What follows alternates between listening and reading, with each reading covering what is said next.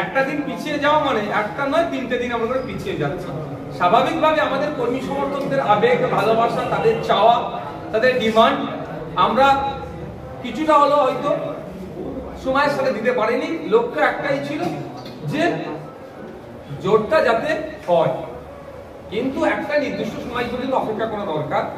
আমরা অপেক্ষা করেছি। আমরা আমাদের পক্ষ থেকে ঘোষণার পরও আপনারা লিস্ট দেখলে বুঝতে পারবেন যে দ্বিতীয় ফেজের ঘোষণাতেও আমরা আশা করবো যাতে এমন না ঘোষণা করা হয় আপনার কথা অনুযায়ী যে লেফট দিয়েছে বা কংগ্রেস দিয়েছে সেখানে আমরা দিচ্ছি, এটা না হয়। সেটা হচ্ছে দেখার দায়িত্ব আমার মনে হয় সব থেকে বড় শরিক যেনারা দাবি করে লেফট ফ্রন্ট কংগ্রেস। কংগ্রেসের সাথে কোনো আলোচনা হয়েছে আপনাদের? হয়েছে। কদিন বলেছে কোনো আলোচনা হয়নি? দেখুন, তাহলে ওনাদের পক্ষ থেকে যারা ফোন টোন করেছিলেন, টেলিফোনিক আলোচনা করেছিলেন, তাহলে তাদেরগুলো বা তাদের এগুলো পাবলিশ করতে হবে আমাদেরকে। তৃণমূল বলছে আমরা 35 থেকে 37টা জিতবো, বিজেপি বলছে 35টা জিতবো, আইএসএফ 8টা প্রার্থী ঘোষণা করেছে আজকে, কটা জিতবেন? তৃণমূল আর বিজেপিকে বলুন আপনারা নিজেদের মধ্যে কটা সিটের আপনারা করে নিয়েছেন, ভাগ করে নিয়েছেন, আপনারা কটা সিট ভাগ করেছেন এটা কোশ্চেন আগে নেই।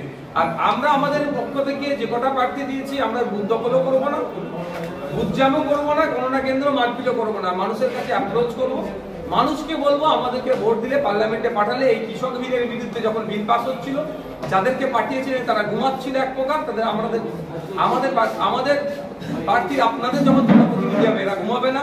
সিএ থেকে শুরু করে বিভিন্ন জনবিরোধী যে সমস্ত বিষয়গুলো আসছিল তার বিরোধিতা করার জন্য একজনই যদি আপনারা পাঠান, আর 8 জনকে পাঠান, একজন পাঠালে যেমন ইনকিলাব জিন্দাবাদ তাকে বলতে হবে, আর 8 জনকে পাঠালে বা আগামী দিনে যে কটাকে দেবো তাকে পাঠালে ইনকিলাব একজন বলবে, বাকি জিন্দাবাদ বলবে, মানুষের অধিকারের কথা পার্লামেন্টের মধ্যে বলবে।